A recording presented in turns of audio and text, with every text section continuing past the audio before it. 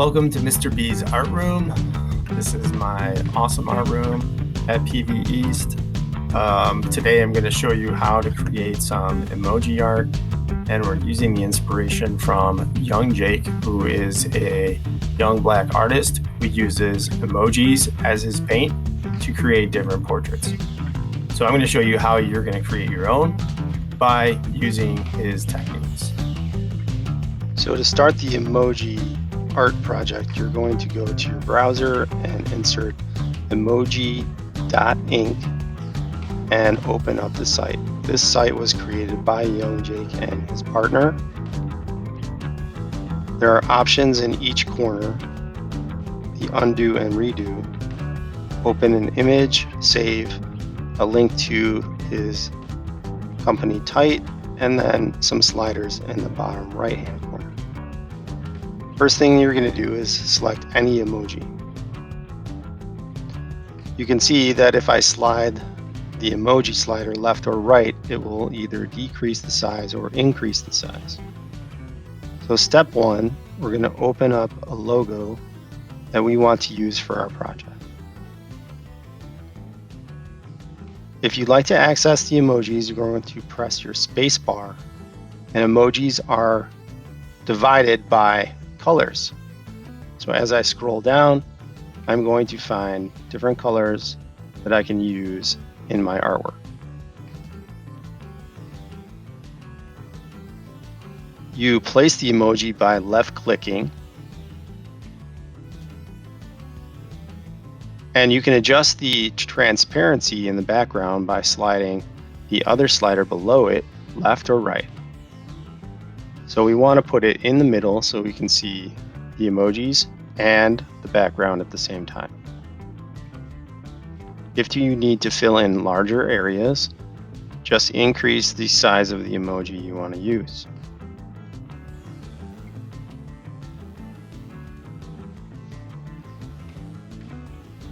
I'm going to keep filling in all the different colored areas.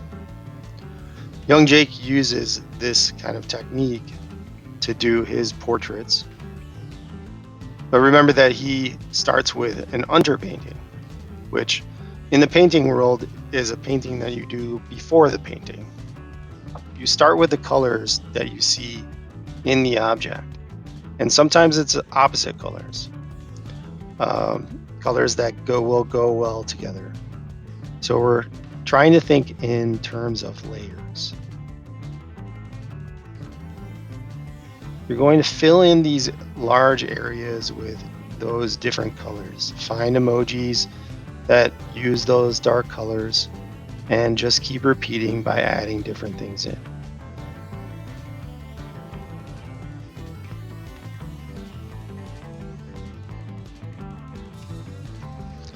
Besides color, we want to look for different shapes of emojis.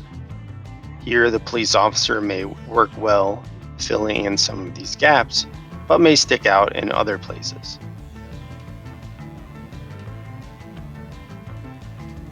Using other shapes to fill in gaps in between emojis can be helpful by finding the right shape that will fit, sort of like a puzzle piece.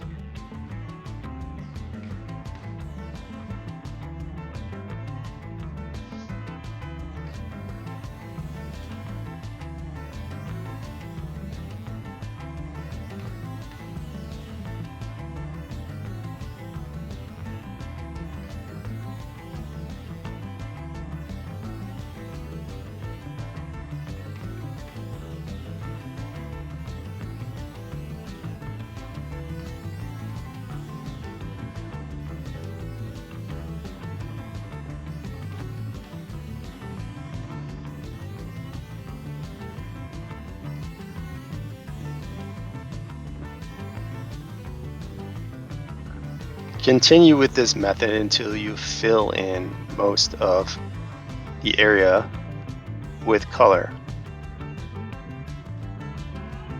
When you're satisfied, you're going to go down to the slider in the bottom right hand corner on the bottom and slide it to the left so the background becomes transparent. You want to take a look at your logo and see if there are any gaps that need to be filled that have white areas from the background, or if there are areas that you missed when the transparency was turned up higher. Repeat this until you are satisfied with how it looks.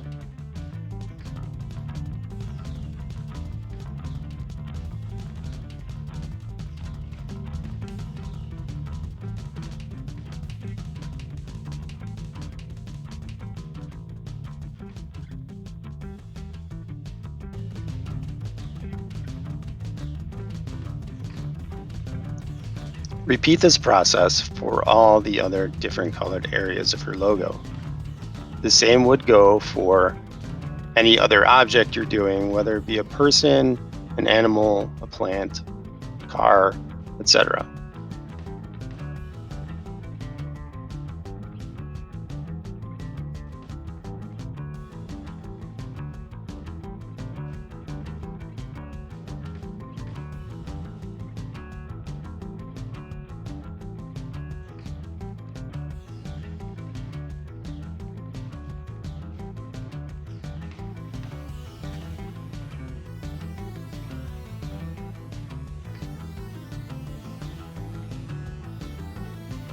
I like to place emojis one at a time by clicking, but you may not have the patience for that. So you can left click and drag your mouse to create areas where emojis are repeated. This is helpful for any areas that you want to fill in large gaps or create lines in your drawing. Use whatever method is most comfortable for you.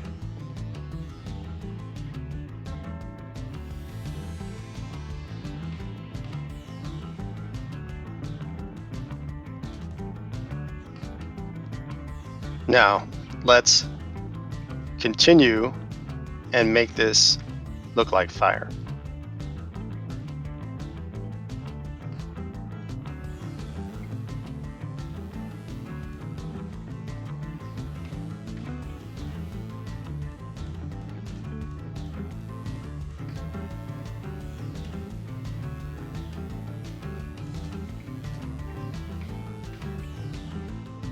When you get towards the end, you may want to push your slider all the way to the left and work without the logo in your way and just go with the flow. Make it look how you want it to look.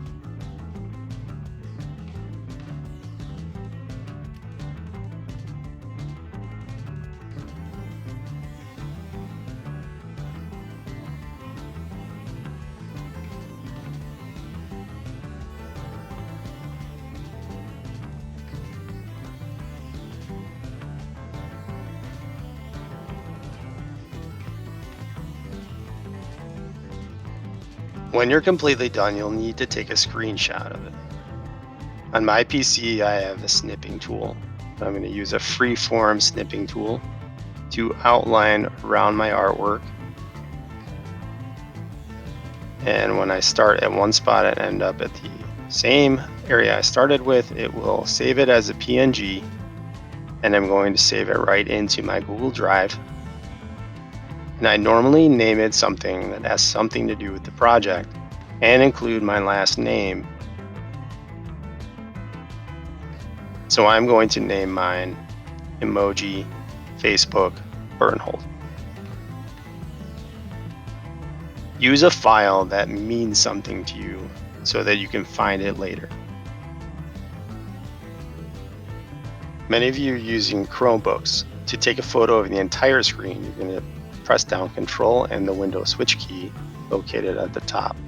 If you want to capture a specific area, press Control, Shift, and the Windows switch keys together.